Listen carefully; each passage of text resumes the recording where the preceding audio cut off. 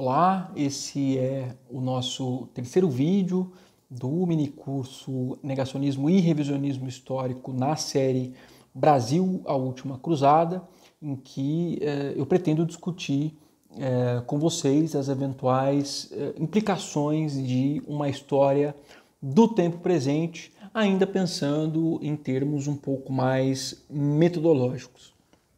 Antes de mais nada, eu acho que é preciso reconhecer que uma história do tempo presente não é exatamente uma novidade. Em 1916, o Larousse publicou uma obra chamada História da França Contemporânea, que se debruçava sobre um recorte temporal que ia ali do fim da Guerra Franco-Prussiana até 1913, um ano antes da Primeira Guerra Mundial.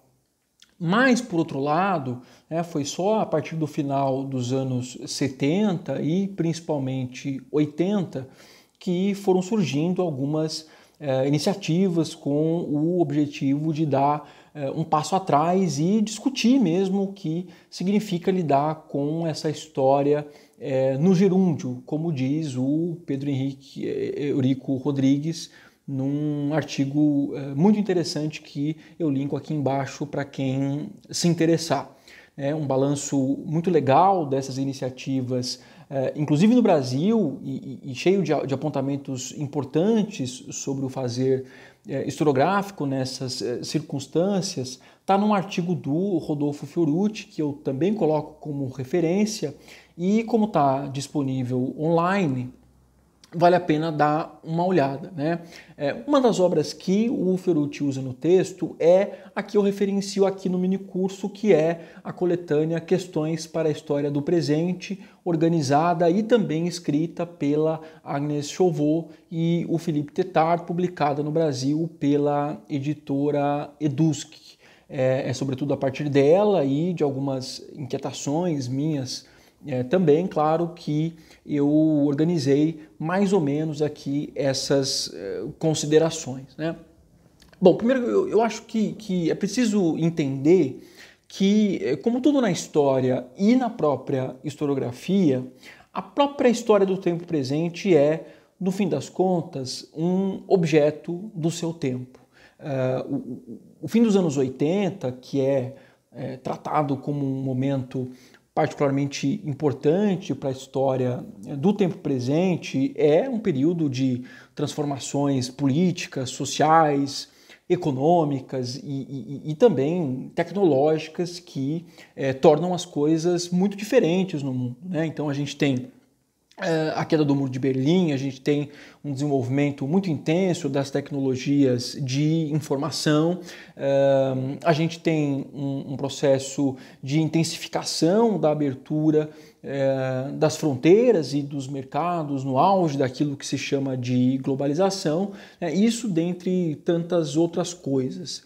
Esse é um período de muita efervescência, sobretudo, dos mercados, e em que muitas vezes a euforia pelo novo pode atrapalhar a experiência crítica.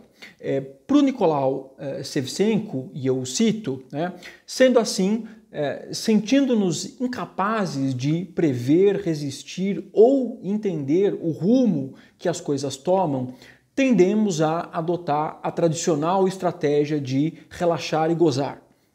Deixamos para pensar nos prejuízos depois, quando pudermos. Mas o problema é exatamente esse. No ritmo em que as mudanças ocorrem, provavelmente nunca teremos tempo para parar e refletir, nem mesmo para reconhecer o momento em que já for tarde demais. De certa maneira, o que fazem os historiadores nesse período, então, é se colocar no debate público de modo mais ou menos espontâneo, justamente por considerar que faltava aos especialistas de sempre no noticiário uma observação mais acurada sobre o que é mais caro à atividade historiográfica, que é o tempo.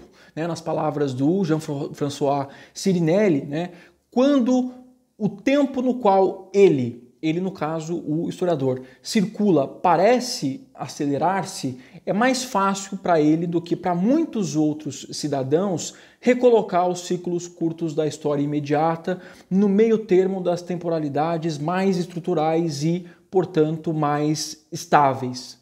Some-se a isso o fato de que, para muitos autores, o François Hartog tem razão quando fala que o regime de historicidade do presente é justamente o presentismo, ou seja, uma predisposição da nossa sociedade em rejeitar tanto o passado quanto o futuro para pensar o presente como um fim em si mesmo, o que poderia, em última instância, significar o fim da própria consciência histórica.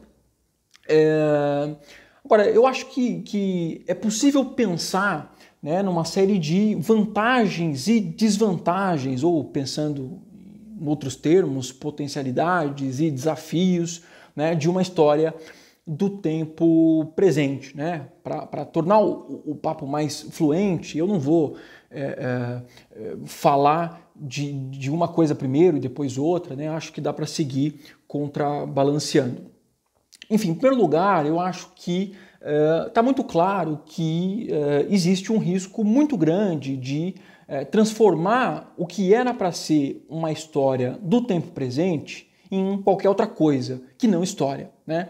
Em sociologia, em antropologia, em filosofia e até em jornalismo, né?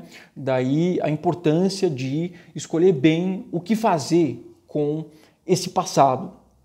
O Dessertaux perguntava, né, o que fabrica o historiador quando produz história, né? E acho sinceramente que essa é uma pergunta bastante pertinente, não só nesse, mas também em outros casos, como o da própria Brasil Paralelo, como a gente vai ver adiante.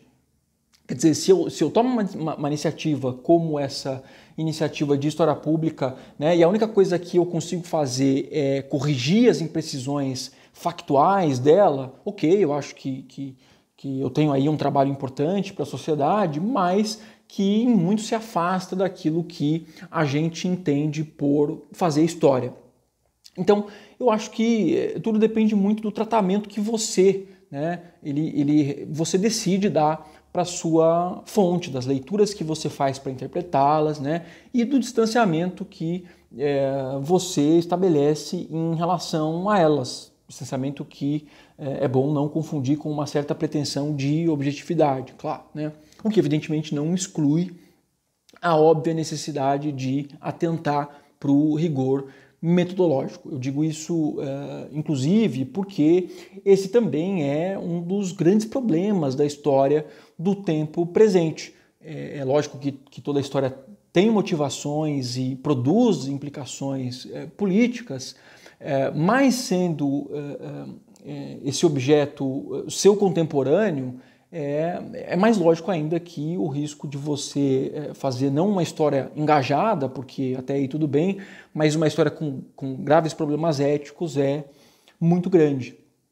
Outra questão que eu considero particularmente importante no que diz respeito a uma história do tempo presente é o próprio volume de fontes, né?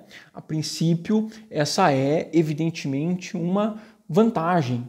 Quer dizer, você tem uma vantagem muito grande em relação a um historiador de, vá lá, medieval, porque o cara, quando muito, tem uma fonte e é a partir dela que ele vai tentar esquadrinhar alguma coisa ali, né? E que muito dificilmente vai ser algo original. Por outro lado, lidar com a história do tempo presente e, mais especificamente, com um objeto que se realiza, né, em grande parte na esfera digital, significa ter que conviver com dois paradoxos que são os seguintes, né? Primeiro que você tem um volume muito grande de fontes à disposição, né? Mas que se você não souber depurar, certamente vai ter problemas com isso, né? Porque pode ser fonte demais. Essa é uma questão sobre a qual eu ainda pretendo me debruçar melhor, mas eu acho que essa história do tempo presente trouxe um problemão para aquela noção do Ginsburg de paradigma indiciário, né? Quer dizer, como concluir que uma fonte ou um conjunto específico de fontes é emblemática no interior de uma determinada realidade? Né? A gente vê muitas brigas nesse sentido, por exemplo, quando surge alguma polêmica no interior de um determinado grupo político, e aí, num dado momento, alguém diz, não, mas essa pessoa ou essa facção específica aí não representa o movimento tal inteiro, né? Enquanto que os antagonistas desse grupo vão fazer de tudo para explorar o episódio o máximo possível, né? E de certa forma é isso que a gente faz com aqueles que a gente não gosta, né? Algo do tipo assim, tá vendo? Essa é a direita brasileira, ou por outro lado, né? Isso aqui é o esquerdismo, né? Quer dizer, é ler o todo pela parte a partir de um recorte que interessa, já que a variedade de cardápios sempre vai ter, né? A coisa mais fácil do mundo que existe é você brigar com espantalho na internet. Mas enfim, aí sou eu que divago. Outro paradoxo que eu acho que vale menção é o da relação entre memória e esquecimento, que também marca muito bem a dinâmica das redes, né? Nessa era que é a era do print. E nela, ao mesmo tempo em que tudo é efêmero, tudo é também eterno, né? E sem uma ordem hierárquica dessas duas coisas. Mas é isso, né? Os assuntos eles se sucedem numa velocidade assustadora na internet e envelhecem a cada dia mais rapidamente, né?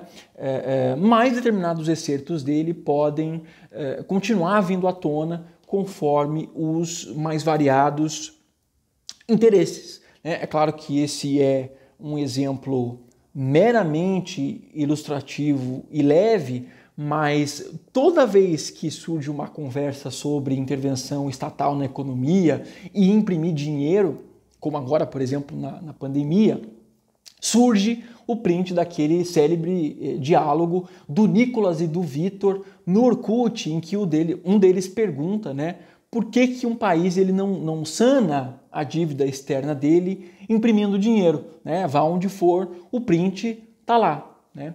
E tem um outro detalhe dessa história que é a validade do print, né?